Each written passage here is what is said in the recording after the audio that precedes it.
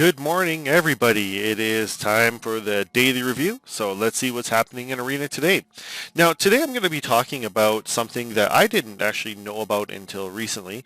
And by recently, I mean like a few hours ago.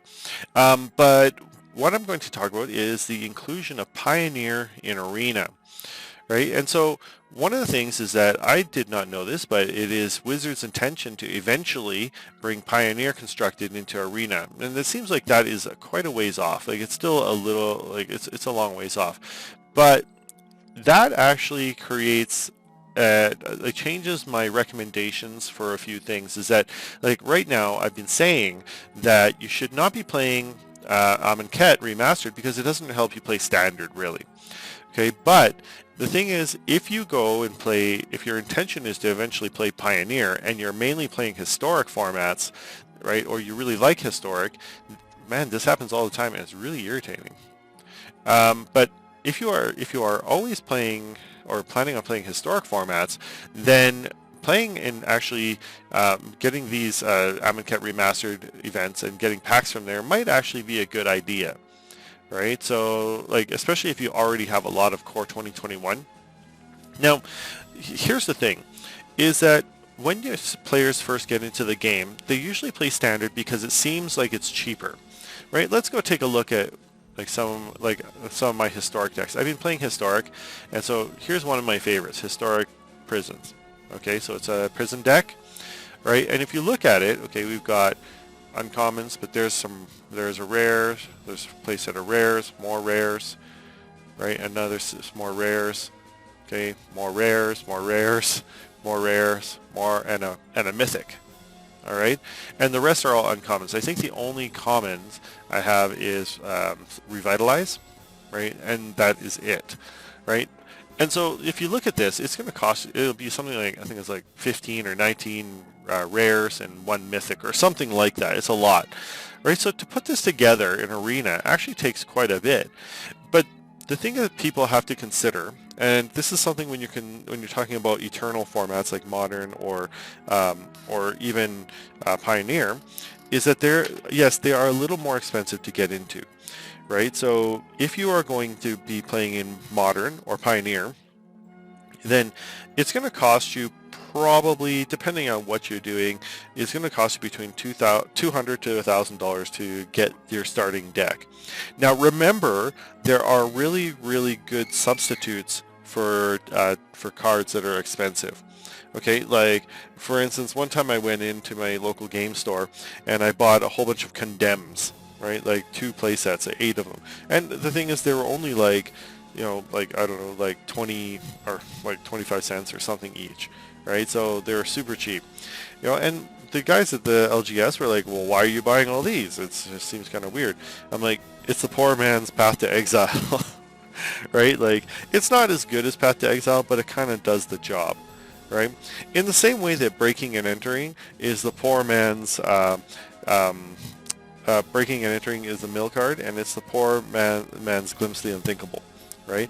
So the Glimpse the Unthinkable right now has been almost like $50 each, but I think now from the reprint in Iconic Masters it went down to like $10 or something like that. But still, Breaking and Entering is like 25-cent card.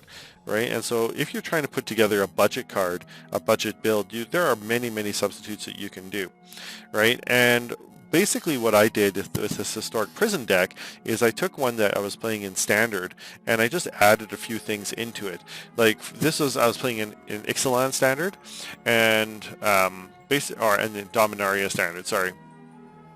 But then what I did is I added Ixalan's Binding, Heraldic Banner into it, Sorcerer's Spyglass, and stuff like that, and then just keep adding things. I added Grafdigger's Cage, and I kept evolving the deck to make it better, and now it's actually a pretty good prison deck, right? And that's basically how you should do it for Modern or Standard as well. So if their intention, sorry, not Standard, Modern or Pioneer.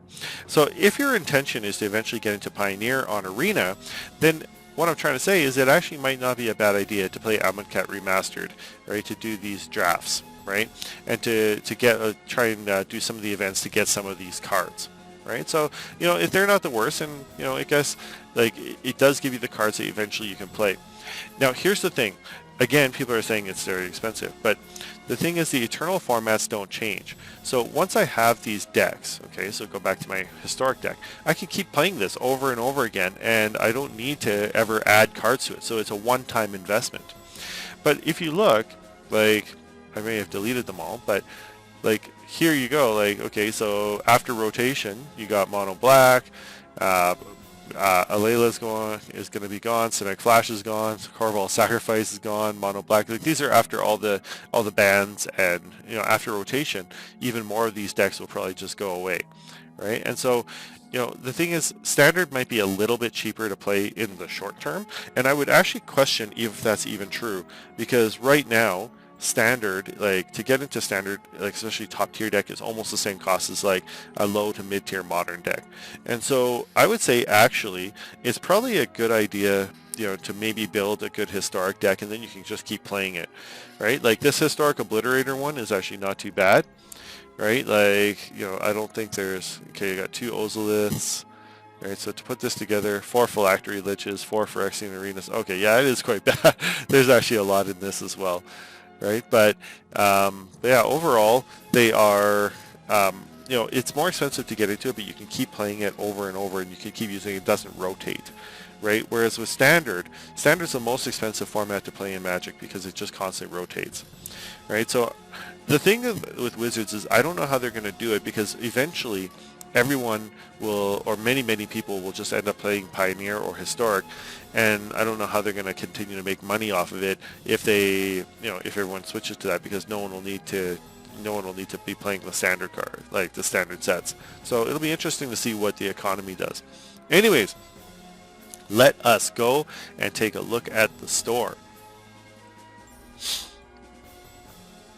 Okay, so today we're in the store. It looks like a Charming Prince. Yeah, just more card styles. Do not play these. They are a waste of your time and money, right? So definitely don't do that. Let's go open up some packs. Throne of Eldraine. All right, let's see. And I got 20 gems. All right, well, that's okay. I'll take it. Now, if you don't know, you generally don't get gems in packs. What it means if you get gems is that the rare that you were supposed to get, you already have all 4 of them. And so instead you just get gems, right? So that is okay. All right, and I think that is it for the day. So, as I said, just let me know. Do you prefer to play? In a Standard, or do you prefer to play in Historic? Like, what are you guys playing? I'm actually kind of curious to see, what people are actually doing. So, anyways, that is it for the day. Thanks for watching. I'll see you next video.